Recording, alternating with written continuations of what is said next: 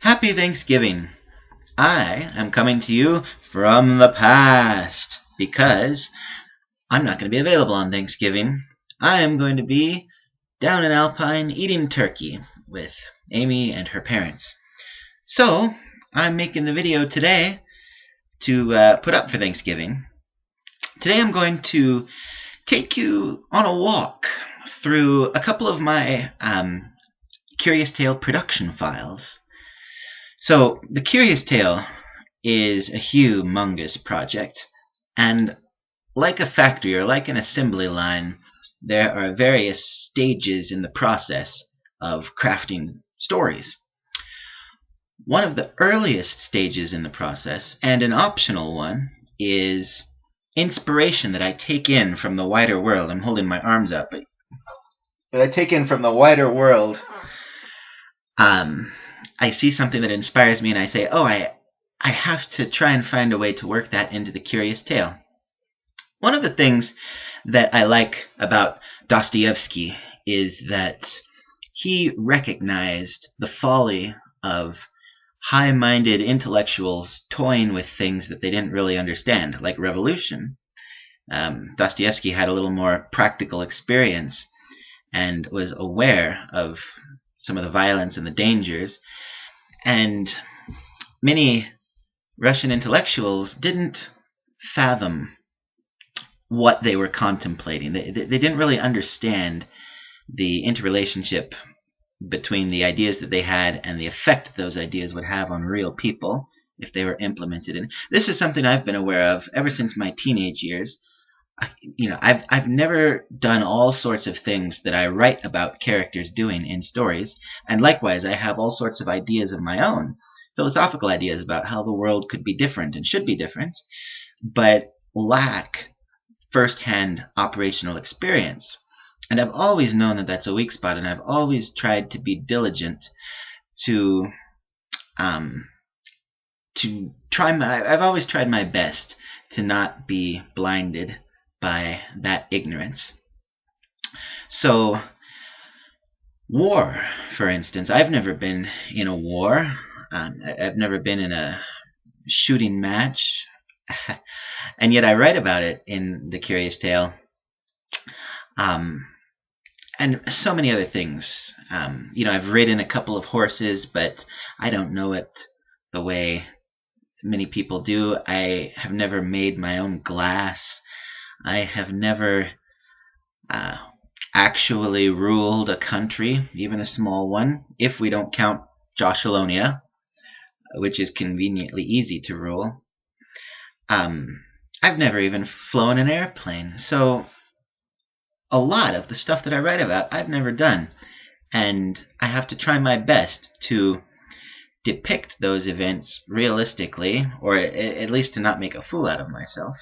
And also, I have to try my darndest to take the ideas and theories in my head and simulate the ramifications of actually implementing them. This is where many fantasy writers fall short, and where many philosophers fall short, and just where many intellectuals fall short. They don't do a good job of that, or they aren't even aware that they need to be doing it.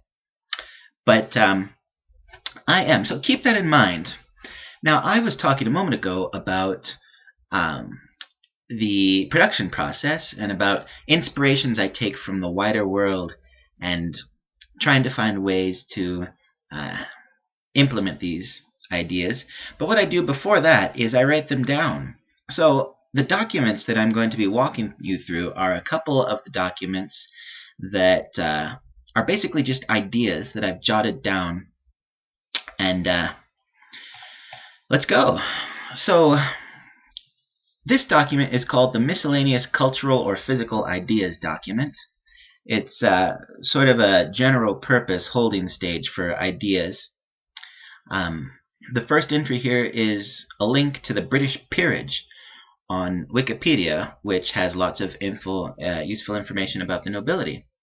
I'm not going to talk about most of these in depth, and I'm not going to list them all either. I'm going to list some that might be interesting, and I'll go into depth on a few of them.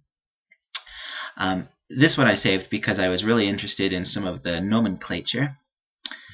Um, let's see here. Cyanometer, a 52 shade tool for measuring the blueness of the sky, which is a measure of transparency caused by the amount of water vapor in the atmosphere.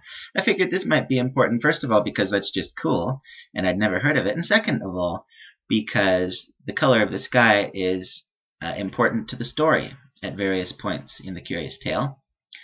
Fish perfume is another idea. I think I came up with this one myself after seeing something else. I figured that would be something popular in Soda Fountain, because Soda Fountain is in the desert. It's in the middle of nowhere, far, far away from the ocean. But Soda Fountain was founded by imperial expatriates. And I figured that it would be realistic that maybe they'd come up with fish-scented perfume because they miss the coast. They miss the sea. And what better way to be reminded of home than the smell of fresh fish? It is an acquired taste, but many things are an acquired taste. Let's see here. Here's I'm going to mispronounce this, but Keiretsu, a set of companies with interlocking business relationships and shareholdings. Fascinating. Landed gentry, another link to a Wikipedia article, again because I was interested in the nomenclature. Magic rules, because magic can so easily trump all physical security. Many domains on Relance forcibly constrain free use of magic by restricting access to Junction itself, allowing only pre-approved spells. The way that magic is often depicted in fantasy is so unrealistic, because with magic, that short circuits everything else. Or you have to nerf the magic so badly that it's not really as impressive as fantasy wants it to be. So I'm working on my own elaborate answer to this, and I'm not going to talk about that today, but it is something that I'm thinking about. Here's another link to a Wikipedia article. This is the American Cuisine article, and the subsection is Types of Fats and Oils in the Diets of Early Americans. This is interesting because there's some interesting fat sources in here that we don't use anymore, and I thought that was fascinating. And again, for a setting like Relance, I need to be better aware of this sort of thing. Another word I'm going to mispronounce. This is Japanese. Shimenawa means enclosing rope, which is used in ritual purification. This is helpful to me for building up folkways, for building up traditions, customs.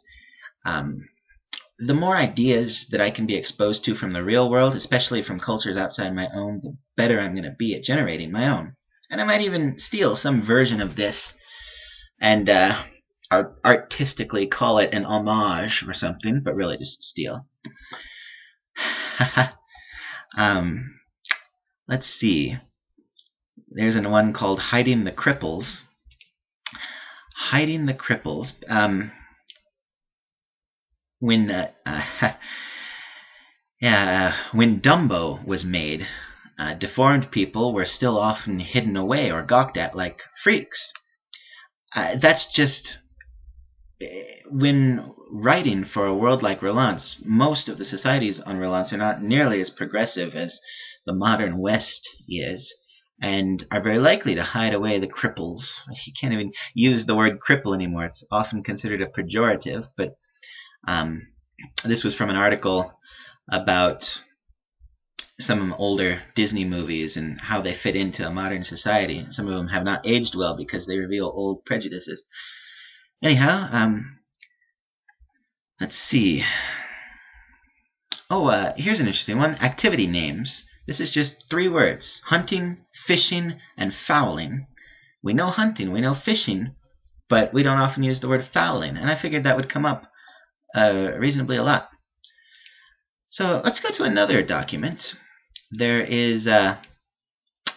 this document is called The Waiting List for Miscellaneous Cultural or Physical Ideas. So this is an even less formal version of the document that I was just looking at. This one doesn't even have headings. It just has notes with no headings that I'm going to process later at some point.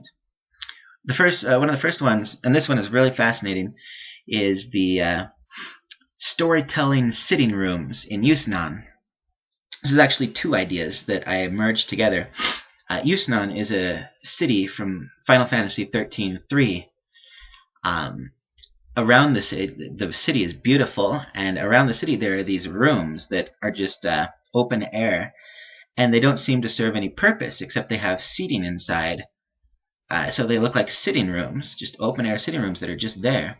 And then I was driving to town one day and listening to NPR, and they were talking.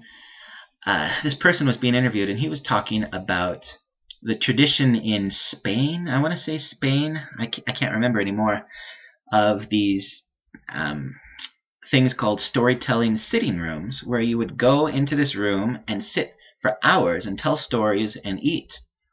And I thought it reminded me of those rooms in Yusnan, and I thought, oh, this is a thing. This has got to be a thing. So I wrote it down, and those few words in my notes say it all.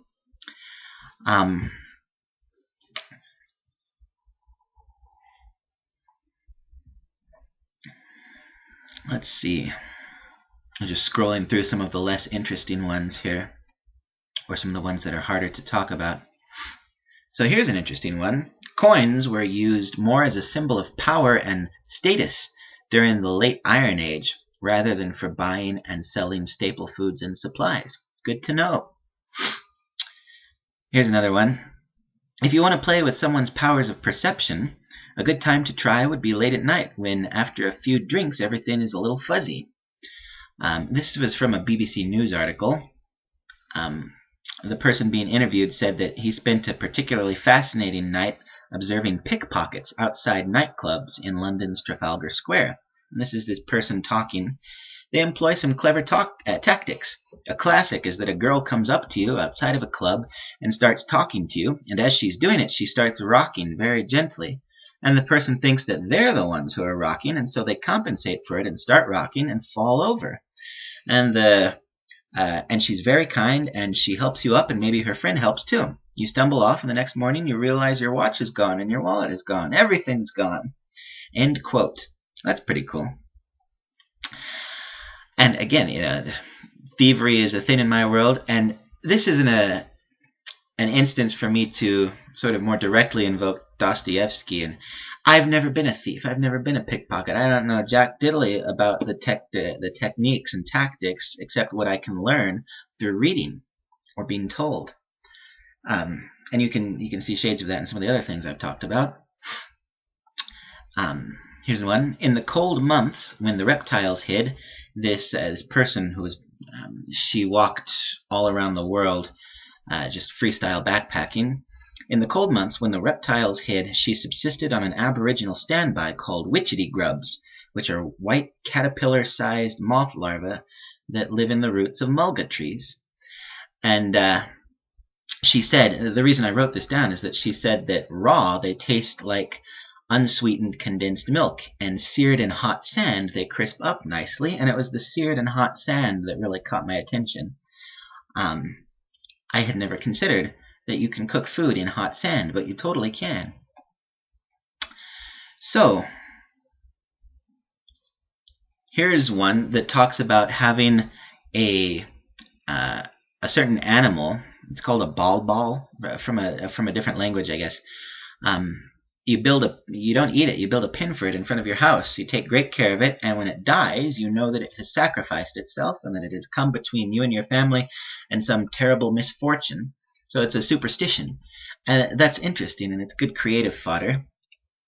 My 15 minutes are almost up. Well, very quickly I'll mention the Capgrog delusion, which is really fascinating. It's a disorder in which a person holds a delusion that a friend, spouse, parent, or other close family member has been replaced by an identical-looking imposter. So you look at someone and you get the feeling that they're not who they look like they are. And that's really fascinating. Okay, so my 15 minutes are up, but these are some of the interesting things that I have noted in my travels, and I'm going to try and work into the Curious Tale somewhere. So maybe you'll see them one day, and remember this. Until next time, enjoy your turkey, and toodaloo.